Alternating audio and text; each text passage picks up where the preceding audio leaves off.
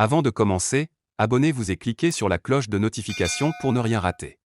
Quatrième cours de physique pour la première année baccalauréat, intitulé Travail et énergie potentielle de pesanteur.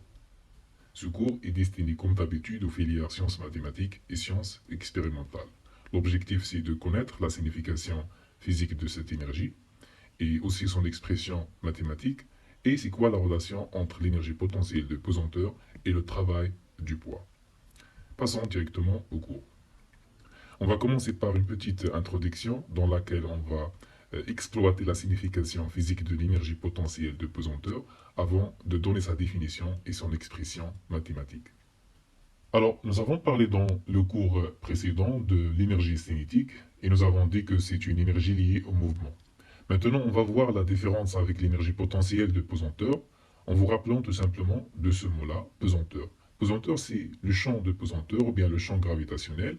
Donc, c'est un champ attractif qui s'exerce sur tout corps ayant une masse et se trouvant à proximité de la surface de la Terre. Donc, il y a deux mots-clés ici, la masse et aussi donc la position. Lorsqu'on dit à proximité de la surface de la Terre, donc il y a l'idée de position. D'accord? Et rappelez-vous aussi que lorsqu'on fait le bilan des forces, on commence toujours par le poids. Et nous disons que le poids, c'est une force exercée par la Terre sur le corps solide. Donc il faut que le corps solide soit à proximité de la Terre, donc la position est importante. Et aussi le poids, parce que l'attraction terrestre, elle s'exerce seulement sur les corps qui ont une masse, et donc un poids. Donc lorsque je parle de l'énergie potentielle de pesanteur, il y a l'idée que cette énergie est liée à l'attraction terrestre, et aussi donc au poids du corps solide. D'accord? Donc maintenant, lorsque je dis que ce corps-là, il possède une énergie potentielle de pesanteur, donc cette énergie est due au fait que ce corps, il se trouve dans un champ de pesanteur. D'accord? Voyons voir maintenant un exemple. Nous avons ici une grue, qui soulève un corps solide du sol terrestre vers cette position que vous voyez ici. Donc, lorsqu'on exploite l'énergie potentielle de pesanteur, il faut toujours définir un axe qui va permettre de mesurer l'altitude de ce corps solide. Et par convention, souvent, on utilise l'axe OZ. D'accord? Alors, bien qu'au repos, ce solide-là, soulevé par la grue, il possède une énergie due à sa position par rapport au sol terrestre. Et donc, cette énergie, on va l'appeler l'énergie de position. D'accord? Et comme le solide est au voisinage du sol terrestre, il se trouve donc dans un champ de pesanteur, comme nous l'avons dit. Et donc, c'est un champ de pesanteur terrestre considéré comme uniforme. Ça veut dire qu'il a la même valeur en tout point, donc à proximité de la Terre. Donc la même valeur, vous la connaissez, c'est l'intensité de pesanteur, c'est 9,8 newtons par kilogramme. Il est noté par G et dirigé toujours vers le bas. Alors, donc, lorsque nous avons un solide qui se trouve dans un champ de pesanteur, c'est pour cela qu'on dit qu'il possède de l'énergie de position, appelée plus exactement énergie potentielle de pesanteur. Donc, ce qu'il faut retenir, c'est que un objet qui se trouve dans un champ de pesanteur, il possède une forme d'énergie appelée énergie potentielle de pesanteur. On peut dire aussi que l'énergie potentielle de pesanteur est liée à l'attraction terrestre et donc au poids de l'objet qui fait l'étude. Passons maintenant à la définition propre de cette énergie. Alors, l'énergie potentielle de pesanteur d'un solide est l'énergie que possède un solide du fait de sa position par rapport à la Terre. On peut dire aussi de son altitude par rapport à la surface de la Terre. Et aussi, donc, il est dû au fait que ce corps se trouve dans un champ de pesanteur. D'accord? Donc maintenant, il faut retenir que l'énergie cinétique, c'est une énergie donc liée au mouvement, c'est une énergie de mouvement, et l'énergie potentielle, c'est une énergie qui est liée à la position. Donc c'est une énergie de position. D'accord? Pour l'expression mathématique de l'énergie potentielle de pesanteur, elle est donnée par cette équation, et comme vous pouvez voir, il traduit exactement ce que je viens de dire. Il dépend du poids du corps. Donc voici la valeur du poids, m fois g, et aussi de l'altitude par rapport au sol, noté ici par z. Si c'est une constante que je vais décrire dans quelques instants, avant je vais donc donner les unités pour chaque grandeur ici. Alors l'énergie potentielle, puisque c'est une énergie dans le système international, on sait qu'elle est exprimée en joules. M, c'est la masse de l'objet d'étude. Il est exprimé en kilogrammes dans le système international. G, c'est l'intensité de pesanteur. Il est exprimé en newton par kilogramme. Et Z, c'est l'altitude du centre de gravité de l'objet. Il est exprimé en mètres dans le système international. Donc parfois dans la littérature, on trouve des gens qui écrivent donc cette expression en utilisant ici Z indice G, juste pour indiquer qu'il s'agit donc du centre de gravité. D'accord? Par exemple, ici dans cette figure, si je veux donc déterminer l'altitude par rapport au sol, donc normalement il faut prendre le centre de gravité du solide. D'accord? Voici l'altitude. Et Z, donc ça doit être ici et non pas ici. D'accord? Alors, et comme j'ai dit, donc C, c'est une constante qui dépend du choix arbitraire de l'état de référence EPP égale à 0. Par exemple, lorsque je parle ici de l'altitude pour ce corps solide, donc je dis l'altitude par rapport au sol. Donc le sol ici, il représente le repère, ou bien ce qu'on appelle l'état de référence par rapport auquel je mesure l'altitude du corps solide. Il faut toujours spécifier l'état de référence pour calculer l'expression de la constante C. Donc on a besoin de l'état de référence pour calculer cette constante-là. Et l'état de référence doit être choisi avant de calculer l'énergie potentielle de pesanteur. Donc ici, nous avons dit que si le choix arbitraire, et donc il dépend du choix arbitraire de l'état de référence EPP égale à 0, ça veut dire que il est toujours donc, donné pour un état de référence pour lequel l'énergie potentielle de pesanteur est nulle, mais pour l'altitude, c'est différent. Par exemple, si mon état de référence, c'est le sol terrestre, ça veut dire que c'est pour Z égale à 0, pour une altitude qui est nulle, et en même temps pour EPP égale à 0. Supposons maintenant que je choisis l'état de référence ici. C'est toujours pour une énergie de potentiel de pesanteur égale à 0, mais pour maintenant une altitude qui est différente de 0. Et je peux choisir même l'état de référence au-dessus de la position du corps solide. D'accord? Voyons voir deux exemples pour comprendre mieux comment calculer la constante C. D'accord? Alors, pour le premier cas, on va choisir comme état de référence EPP égale à 0, le plan horizontal passant par l'origine, ça veut dire l'origine de l'axe OZ, où Z est égal à 0. L'altitude donc ici au sol, c'est Z égale à 0. Donc, comme j'ai dit, on choisit l'état de référence pour calculer la constante C. D'accord? Donc ça, c'est la première étape, parce que on veut calculer C avant de calculer l'énergie potentielle de pesanteur. L'énergie potentielle de pesanteur, on va la calculer pour le corps solide qui se trouve à une altitude Z. Maintenant, l'état de référence que nous avons choisi ici, c'est pour calculer la valeur de C. D'accord? Alors, pour le sol, c'est simple. On va remplacer maintenant EPP par 0 et Z par 0. Et on trouve bien sûr 0 parce que ici c'est 0, ici c'est 0. Donc, il nous reste C égale à 0. Maintenant, nous avons calculé C. On va passer pour calculer l'énergie potentielle de pesanteur pour ce solide qui se trouve à cette altitude.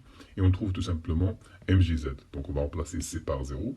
Et il nous reste la valeur, disons l'expression de l'énergie potentielle de pesanteur. Donc ici, il faut faire attention à une chose. Si on oriente l'axe OZ vers le bas, il faut mettre ici un moins. D'accord?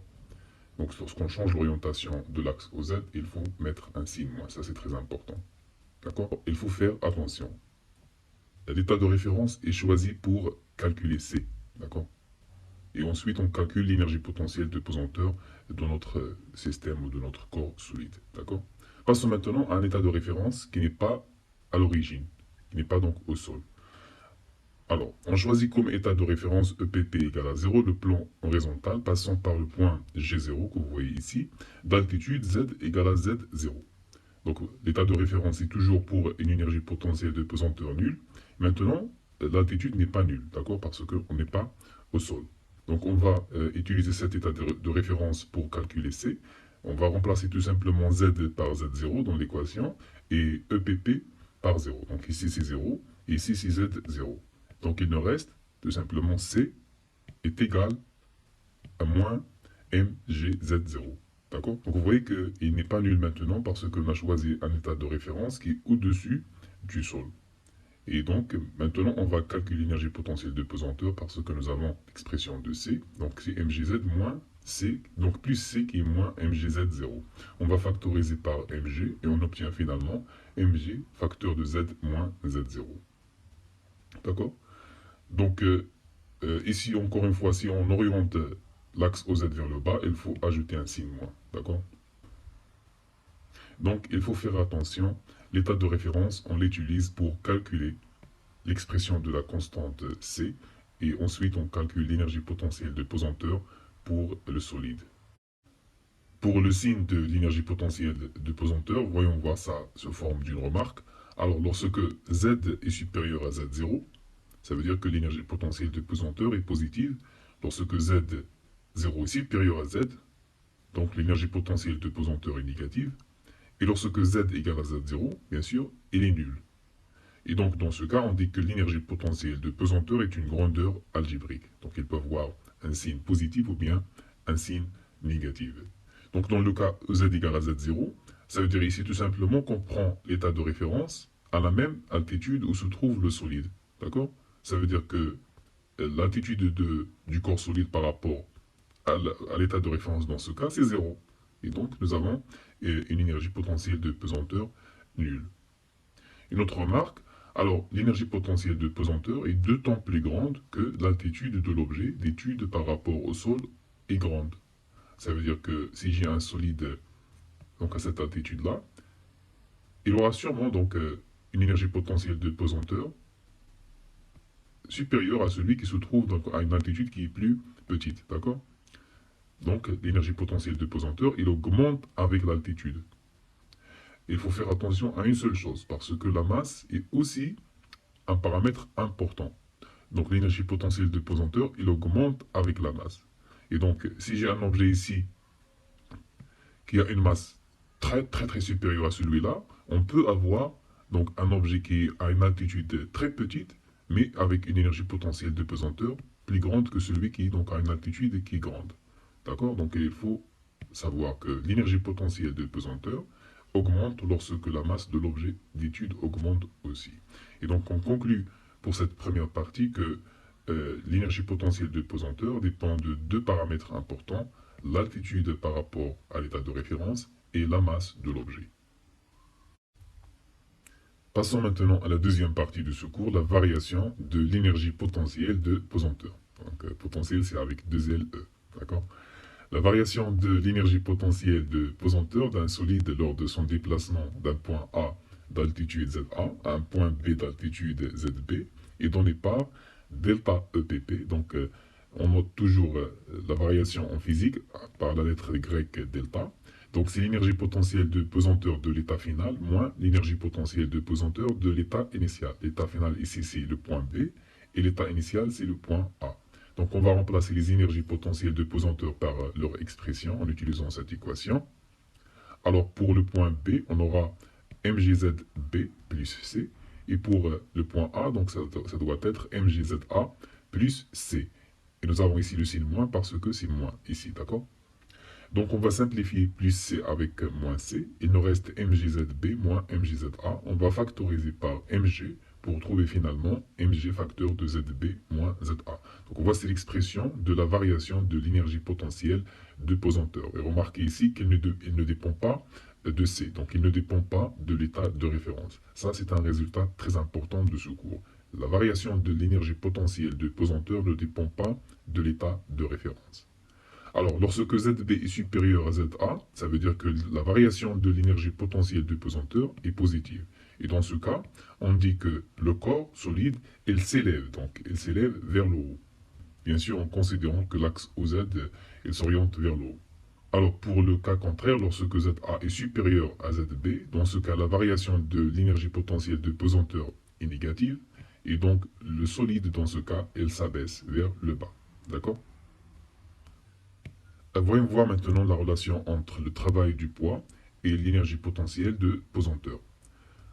Alors, donc, dans le cas où l'axe OZ est orienté vers le haut, le travail du poids pendant le déplacement de A et B est donné par cette relation-là.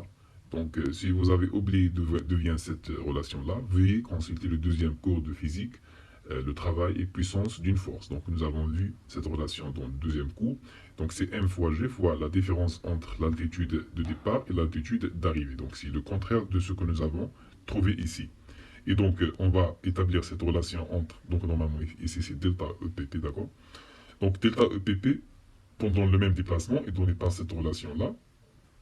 Et donc, on peut écrire que delta EPP, c'est moins le travail du poids pour le même déplacement. D'accord? Donc, voici la relation entre la variation de l'énergie potentielle de pesanteur et le travail du poids pour le déplacement d'un point A vers un point B.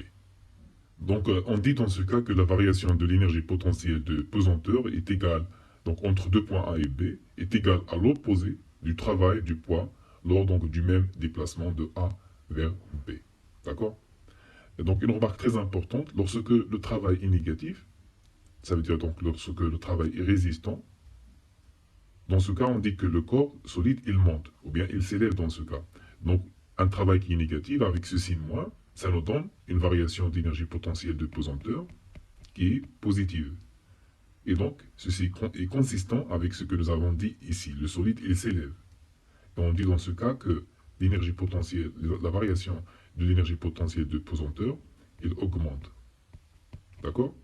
Dans le cas contraire, si nous avons un travail qui est positif, ça veut dire un travail qui est moteur, et ça veut dire aussi que le corps solide, il descend, ou bien il s'abaisse, alors la variation de l'énergie potentielle de pesanteur dans ce cas est négative, et donc il diminue. D'accord? Donc ça, c'est juste une remarque qu'on va rencontrer dans les exercices. Passons maintenant à une application.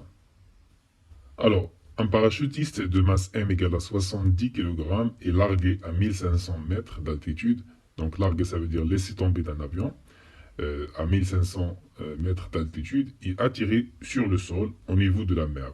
Première question, donnez l'expression de l'énergie potentielle en choisissant les états de référence suivantes. A, le niveau du sol. B, le niveau de l'avion. Deuxième question, calculez l'énergie potentielle de pesanteur dans chacun des états de référence de la question précédente et nous avons comme donné l'axe OZ est orienté vers le haut et la valeur de l'intensité de pesanteur. Passons directement à la première question. On va calculer l'énergie potentielle de pesanteur au niveau du sol. Au niveau du sol, ça veut dire lorsque l'altitude est égale à 0. Donc j'ai noté ici l'altitude par ZS pour Z sol.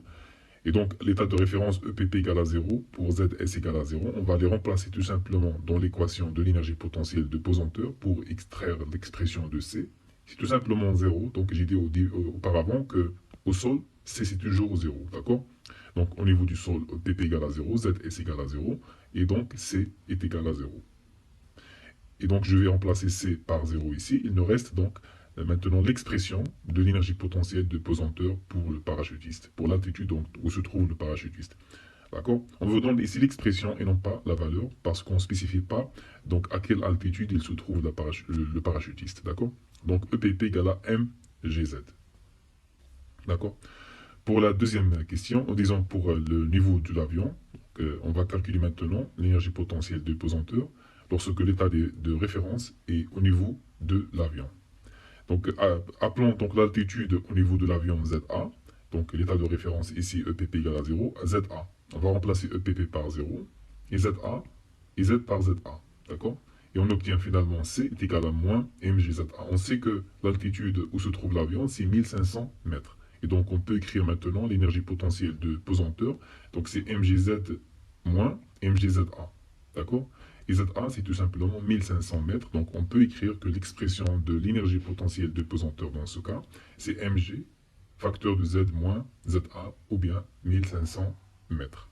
Donc, voici l'expression cherchée. Passons maintenant à la deuxième question. Il faut calculer la variation de l'énergie potentielle de pesanteur dans chacun des états de référence de la question précédente. Ça veut dire au niveau du sol et le niveau de l'avion. Commençons par le niveau du sol. Alors, le parachutiste dans ce cas, il passe de l'altitude ZA, est égal à 1500 mètres, vers le sol, qui est d'altitude ZS égale à 0 mètres. Donc son altitude, il diminue, et aussi son énergie potentielle de pesanteur. D'accord? Donc, par définition, la variation de l'énergie potentielle de pesanteur est égale. Donc l'état final ici qui est le sol, parce que donc, il se dirige vers le bas, donc le sol c'est l'état final. Donc l'énergie potentielle de pesanteur au sol, moins l'énergie potentielle de pesanteur donc, au niveau de l'avion. D'accord? On va remplacer donc, chaque énergie par son expression. Donc ici c'est mg fois zs qui est 0 mètre, donc c'est 0, moins mg fois za qui est 1500 mètres. Et en faisant l'application numérique, Donc, ici, c'est 0 d'abord, d'accord? Il nous reste moins M, qui est donc 70 km, et donc dans l'exercice, j'ai su 9,8 et 1500, et on trouve finalement la valeur de la variation de l'énergie potentielle de pesanteur pour le cas où l'état de référence, c'est le niveau du sol. Donc, c'est moins 1,029 10 à la puissance 6 joules. Maintenant, si on change l'état de référence, ça veut dire qu'on passe au niveau de l'avion. Est-ce que cette valeur-là, elle doit changer? Non. Parce que, rappelez-vous que nous avons dit ici que la variation de l'énergie potentielle de pesanteur, elle ne dépend pas de l'état de référence. Même si je change l'état de référence, cette valeur-là, elle ne change pas. Donc vous pouvez la calculer, donc vous pouvez faire ça pour le niveau de l'avion, et vous allez trouver exactement la même valeur que nous avons ici. Donc je vais m'arrêter ici pour cette première partie du cours. La deuxième partie, donc, je vais l'enregistrer plus tard, donc elle concerne l'énergie mécanique. L'énergie mécanique, c'est tout simplement la somme de l'énergie potentielle de pesanteur et l'énergie cinétique. Donc, dans les prochaines vidéos, je vais attaquer les exercices sur le troisième chapitre, donc sur le chapitre, ça veut dire le chapitre de l'énergie cinétique, et aussi donc le chapitre présent. Et si vous avez des questions concernant ce que vous avez vu dans ce cours, vous pouvez utiliser la section des commentaires ou bien l'email. Salam alaikum wa rahmatullah wa barakatuh.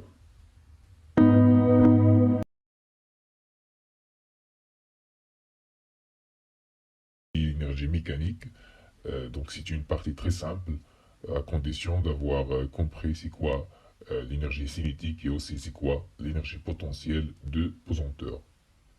Donc vous avez remarqué que ce mot, le mot énergie, il se répète beaucoup maintenant, et vous savez sûrement que cette énergie elle peut prendre différentes formes.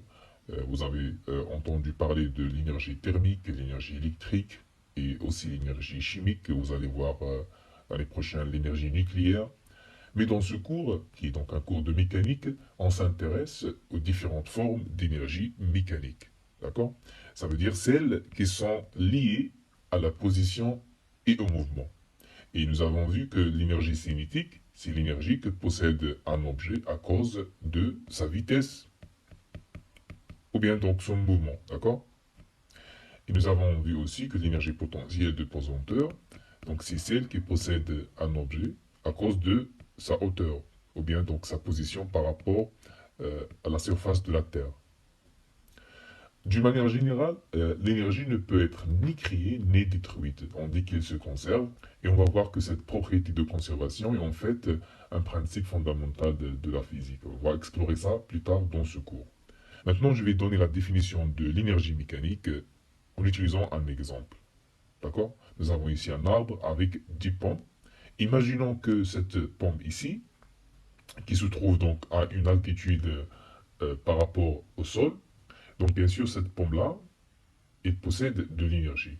D'où vient cette énergie? Pour en savoir, étudions donc sa chute vers le sol, vers le bas. Alors, au départ, cette pomme-là est immobile, mais comme elle se trouve à une altitude par rapport au sol, à une altitude bien sûr qui est non nulle, elle possède une énergie potentielle de pesanteur EPP égale à mgz. Et lors de sa chute, donc vers le sol, lors de sa chute, la vitesse de la pomme, il augmente. Donc lorsqu'il est par exemple ici, il aura une vitesse V. Et donc, il possède une autre forme d'énergie qui est l'énergie cinétique EC égale à 1 demi mv carré. Et donc, la pomme ici, il possède finalement l'énergie cinétique et aussi l'énergie potentielle de pesanteur. Donc, la somme de ces deux énergies, elle constitue ce que l'on appelle l'énergie mécanique. D'accord? La somme de ces deux énergies, c'est ce qu'on appelle l'énergie mécanique. Alors, dans un repère donné, l'énergie mécanique d'un corps solide, à chaque instant t, est égale à la somme de son énergie cinétique EC et de son énergie potentielle de pesanteur EPT. Bien sûr, cette équation-là à retenir. Donc, il faut la mémoriser pour l'appliquer directement dans les exercices.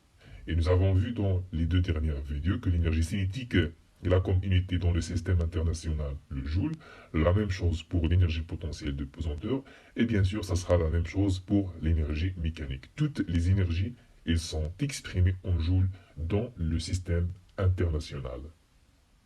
Pour l'expression explicite de l'énergie mécanique, ça dépend de l'état de mouvement que nous avons.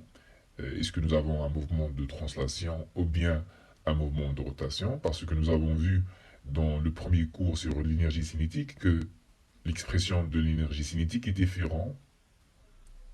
L'expression de l'énergie cinétique est différente pour un objet qui est en translation qu'un objet qui est en rotation. D'accord? Alors, commençons par le cas d'un solide qui est en translation. Dans ce cas, l'expression de l'énergie cinétique, c'est 1 demi mv carré. Donc, il dépend de la masse et la vitesse linéaire de l'objet. Et ici, nous avons l'énergie potentielle de pesanteur. Donc, voici l'expression de l'énergie mécanique dans ce cas. Si nous avons un solide qui est en rotation, donc nous avons vu que dans ce cas, le solide, il possède une vitesse angulaire oméga.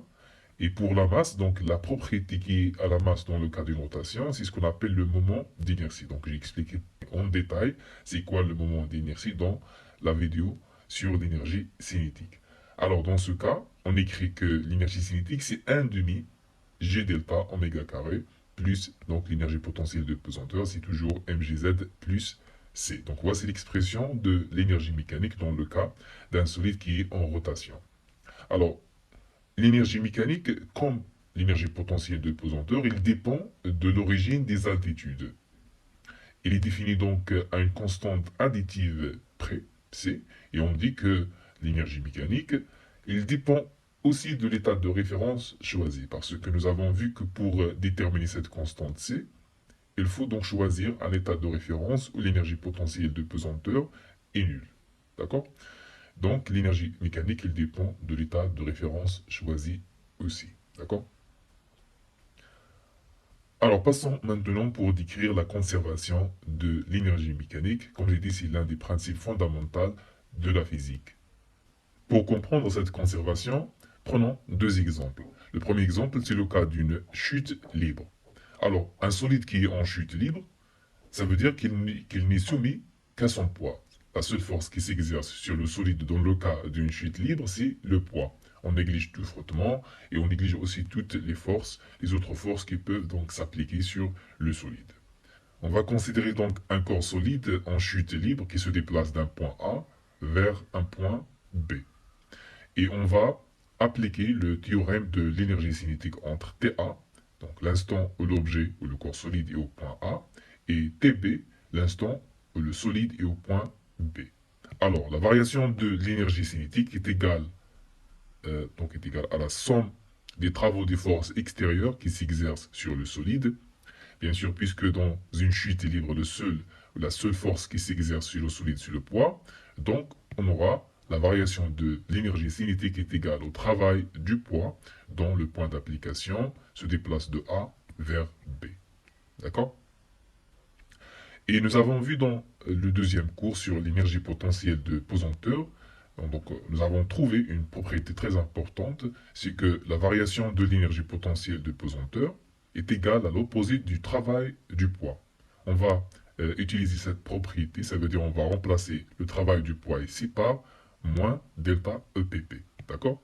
Alors, la variation de l'énergie cinétique est égale à moins delta EPP. Maintenant, on va remplacer les expressions des variations donc de la variation de l'énergie cinétique et l'énergie potentielle de pesanteur par donc la différence des énergies. D'accord? Alors, pour la variation de l'énergie cinétique, nous avons l'énergie cinétique finale, au point B moins l'énergie cinétique initiale, au point A, est égale à moins. Donc ici, on va faire la même chose. L'énergie potentielle de pesanteur au point B moins l'énergie potentielle de pesanteur au point A. Remarquez que nous avons ici moins EPPB, donc je peux déplacer ce terme-là ici, il va devenir plus EPPB. Et nous avons ici moins avec moins, ça fait plus. Donc ici nous avons plus EPPA. Et je vais faire déplacer moins ECA vers ici, ça va devenir plus ECA. Et donc finalement, on aura ECB plus EPBB est égal à ECA plus EPPA. Et donc, c'est quoi ça? C'est la définition de l'énergie mécanique. Nous avons dit que l'énergie mécanique, c'est l'énergie cinétique plus l'énergie potentielle de pesanteur. Donc, ici, nous avons l'énergie mécanique au point P. Et ici, nous avons l'énergie mécanique au point A. Et donc, ce que nous avons obtenu à la fin, c'est que l'énergie mécanique au point B est égale à l'énergie mécanique au point A. Ça veut dire que l'énergie mécanique, elle n'a pas changé lorsque le solide s'est déplacé du point A vers le point B. Et dans ce cas, on dit que l'énergie mécanique, elle se conserve. Donc c'est ça la propriété de la conservation de l'énergie mécanique. Ça veut dire même lorsque l'objet donc change son altitude, l'énergie mécanique, elle ne change pas. On dit qu'elle se conserve. D'accord? Pour expliquer ça davantage, on va représenter toutes les énergies en fonction de l'altitude Z. D'accord? Voyons voir qu'est-ce qu'on va obtenir. Alors, on va représenter, comme j'ai dit, les énergies en fonction de Z. Z, c'est l'altitude, il est en mètres. Les énergies ici, elles sont en joules. Pour simplifier, on va considérer que l'état de référence, c'est le sol, ou bien sur Z égale à 0, ça veut dire que C est égal à 0. Nous avons vu ça dans la vidéo sur l'énergie potentielle de pesanteur. Alors, dans ce cas, l'énergie potentielle de pesanteur, c'est quoi? C'est EPP égale à mgz. Donc, l'axe des ordonnées ici, c'est les énergies. Ça veut dire que EPP, c'est Y. Z, c'est l'axe des abscisses, donc c'est X. Mg, donc c'est une constante, on va l'appeler A. Donc, nous avons ici une fonction linéaire. Et comment représenter une fonction linéaire? Bien sûr, c'est une droite passant par l'origine. Donc, l'énergie potentielle de pesanteur est représentée par cette droite qui passe par l'origine. Pour l'énergie cinétique, donc dans le cas, bien sûr, toujours dans le cas où l'état de référence, c'est le sol, donc l'équation, c'est EC est égal à EM moins mgz. Donc, de la même façon, l'énergie cinétique ici, c'est Y, est égal à moins A, donc Z, c'est X, plus EM, qui est une constante. Donc, vous connaissez déjà cette équation-là, c'est une équation, donc c'est une fonction affine. Donc, A, c'est le coefficient directeur, et B, c'est l'ordonnée à l'origine. L'ordonnée à l'origine, ici, donc c'est l'énergie mécanique. Et donc, on va représenter cette équation par cette droite-là. Ici, donc, c'est EM, c'est l'ordonnée à l'origine. Et puis, bien sûr, puisque l'énergie mécanique est une constante, donc on va la représenter par cette droite-là. Alors, remarquez ici que lorsque le solide il se trouve à l'altitude maximale, son énergie potentielle de pesanteur est maximale et son énergie cinétique est nulle. Ça veut dire que toute l'énergie mécanique dans ce cas, lorsque Z égale à Z max, est due à l'énergie potentielle de pesanteur. Et lorsque l'altitude donc il diminue, ça veut dire lorsque le solide est en chute, sa vitesse augmente, ça veut dire que l'énergie cinétique augmente, tandis que l'énergie potentielle, il diminue. D'accord? On peut voir ça d'une manière simple avec cet exemple ici. Alors, lorsque la pomme est encore accrochée à l'arbre, il est immobile, et donc sa vitesse ici, c'est 0. Et par conséquent, son énergie cinétique ici à ce point-là est égale à 0. Dans ce cas, son énergie potentielle de pesanteur est à son maximum, car c'est à ce moment que la pomme a son altitude maximale. Donc Z max ici, d'accord? L'énergie mécanique, comme j'ai dit à ce moment-là, est uniquement due à son énergie potentielle de pesanteur. Parce que ici, donc, il n'y a pas de mouvement, donc il n'y a pas d'énergie cinétique. Au cours de la chute, l'énergie potentielle de pesanteur, elle diminue. Par exemple, ici, l'énergie potentielle de pesanteur, elle diminue du fait de la baisse, bien sûr, de l'altitude Z. Z ici est inférieur à Z max que nous avons ici. Donc, dans ce cas, l'énergie cinétique, elle augmente au fur et à mesure que la pompe prend de la vitesse. Ça veut dire que la vitesse de la pompe augmente. Cependant, l'énergie mécanique, elle ne change pas. Elle reste constante au cours de la chute. D'accord? Et comme j'ai dit, puisque l'énergie mécanique ne change pas, on dit dans ce cas qu'il se conserve. D'accord? Alors, lorsqu'un objet n'est soumis qu'à son poids et que les frottements sont négligeables, alors l'énergie mécanique reste constante tout le long du mouvement. D'accord? Et bien sûr, on dit qu'il se conserve. Et si on calcule par exemple la variation de l'énergie cinétique entre l'état initial et l'état final, on va bien sûr trouver 0 joule, parce que ça veut dire que l'énergie mécanique, elle ne change pas. D'accord? Bien sûr, cette propriété de conservation de l'énergie mécanique est très intéressante et importante parce qu'il nous permet de connaître à tout moment la vitesse du système. Si on connaît son altitude, et réciproquement, ça veut dire si on connaît la vitesse, on peut déduire aussi l'altitude où se trouve le corps solide. Donc ici, je résume la situation de la chute libre, considérons une balle donc, qui est en chute libre. Avant la chute de la balle, donc la balle il se trouve, comme j'ai dit, à l'altitude maximale. Et dans ce cas, l'énergie potentielle de pesanteur est maximale et l'énergie cinétique est nulle. Au cours de la chute, par exemple, lorsque la balle elle, se trouve ici, qu'est-ce qui se passe? L'énergie potentielle de pesanteur elle diminue, l'énergie cinétique elle augmente parce que la vitesse augmente. Et lorsque la balle donc, arrive au sol, l'énergie potentielle de pesanteur égale à zéro et l'énergie cinétique est maximale dans ce cas. Ça veut dire dans ce cas, donc je n'ai pas décrit en haut, dans ce cas, toute l'énergie mécanique est due à l'énergie cinétique. Parce que lorsque la balle est au sol, ça veut dire est à z égale à zéro. Z égale à zéro, c'est ce point-là. Donc comme vous voyez ici à ce point-là, l'énergie potentielle de pesanteur représentée par la droite en orange est zéro, mais l'énergie cinétique est maximale, d'accord? Est égale dans ce cas à l'énergie mécanique. On dit que l'énergie mécanique dans ce cas est due à l'énergie cinétique. Par contre, lorsque, comme j'ai dit ici, lorsque Z est maximal, l'énergie potentielle de pesanteur est maximale et l'énergie cinétique est zéro. D'accord? Bien sûr, il est très important de connaître cette représentation parce qu'elle nous aide beaucoup à comprendre la situation énergétique. Donc, il est très important de connaître cette représentation parce qu'il nous aide beaucoup lorsqu'on veut faire une analyse énergétique donc d'un système. Et vous allez la rencontrer beaucoup en deuxième année baccalauréat aussi, d'accord? Donc, si vous avez des questions concernant l'étude énergétique, vous pouvez, comme d'habitude, utiliser la section des commentaires. Voyons voir maintenant une autre situation où l'énergie mécanique se conserve. Donc, on va considérer le cas d'un solide qui se déplace sur un plan incliné. Donc, nous avons ici un solide qui glisse sur un plan incliné sans frottement. Ça veut dire qu'il est soumis à deux forces, le poids et aussi la réaction du plan incliné qui est donc représentée par la réaction R normale à la piste AB. D'accord? Donc, comme dans le cas précédent, on va appliquer le théorème de l'énergie cinétique pour montrer que l'énergie mécanique se conserve dans ce cas. Alors, en appliquant ce théorème entre le point A d'altitude ZA et le point B d'altitude ZB, on peut écrire que la variation de l'énergie cinétique est égale à la somme des travaux des forces extérieures qui s'appliquent sur le corps solide, donc qui sont dans ce cas R et P.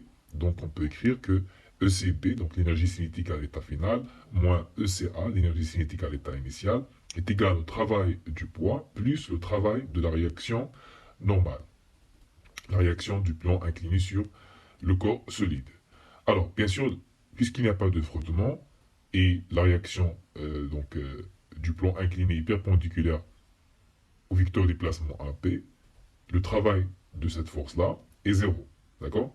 Tandis que pour donc, le poids, on peut utiliser cette relation, donc comme dans le cas précédent, la variation de l'énergie potentielle de pesanteur est égale à moins le travail du poids. Et on va trouver finalement que la variation de l'énergie cinétique est égale à moins delta EP. On va remplacer le delta EPP par donc, son expression qui est l'énergie potentielle de pesanteur à l'état final moins l'énergie potentielle de pesanteur à l'état initial. On va faire déplacer ce terme-là à gauche et celui-là à droite. On obtient donc finalement ECB plus EPPB, ça veut dire l'énergie mécanique au point B. Et ici ECA plus EPPA, ça veut dire l'énergie mécanique au point A, ils sont égales. Et donc, de la même façon, nous disons dans ce cas qu'il y a conservation de l'énergie mécanique. D'accord? Donc, vous avez remarqué que dans le cas précédent de la chute libre, la seule force qui s'exerce sur le solide, c'était le poids. Ici, donc, nous avons le poids et aussi la réaction du plan, mais le travail de la réaction du plan est nul. Ça veut dire qu'à la fin, donc, il reste seulement le poids. Donc, dans ce cas, nous avons la conservation de l'énergie mécanique et on dit que le poids est une force conservative. Donc, nous avons vu dans le deuxième cours sur le travail et puissance d'une force qu'une force est conservative si son travail sur un déplacement AB ne dépend pas du chemin suivi. Ça veut dire que pour le poids, par exemple, le travail du poids, il dépend du point A, il dépend du point B, mais il ne dépend pas du chemin suivi. Donc il s'appelle une force conservative. Donc le poids est une force conservative, son travail ne change pas la valeur de l'énergie mécanique. Ça veut dire que le travail que nous avons ici du poids, il n'affecte pas l'énergie mécanique. On va toujours trouver à la fin que l'énergie mécanique de l'état final est égale à l'énergie mécanique de l'état initial. Ça veut dire qu'il y a conservation de l'énergie mécanique. L'énergie mécanique, elle se conserve. D'accord? Alors maintenant, on va voir la situation où l'énergie mécanique ne se conserve pas. D'accord? Alors, non-conservation de l'énergie mécanique. Alors, dans ce cas, on va considérer le même exemple qu'avant, à l'exception que maintenant, on va considérer qu'il y a des frottements. D'accord? On a ajouté ici la représentation des forces de frottement. Ça veut dire que la réaction du plan incliné maintenant est représentée par un vecteur incliné qui a deux composantes, la réaction normale et la force du frottement. D'accord? Alors, on considère un solide S de masse m égale à 20 kg glissant avec frottement sur un plan incliné d'un angle alpha est égal à 35 degrés par rapport à l'horizontale. On lâche le solide à l'instant T1, donc du point A, de côte ZA, avec une vitesse VA égale à 8 mètres par seconde. Et à l'instant T2, il arrive au point B, de côte ZB, avec une vitesse VB égale à 10 mètres par seconde. La distance parcourue par le solide entre les instants T1 et T2, ça veut dire entre A et B, est égale à 3 racine de mètres. On prend l'intensité de pesanteur, dans ce cas, est égale à 10 newtons par kilogramme. On va appliquer le théorème de l'énergie cinétique et on va voir pourquoi, dans ce cas, l'énergie mécanique n'est pas conservée. D'accord? Alors, on va considérer, bien sûr, on va donc appliquer le théorème de l'énergie cinétique entre les instants T1 et T2. La variation de l'énergie cinétique est égale à la somme des travaux des forces extérieures. Donc, nous avons ici trois forces qui s'exercent sur le solide S.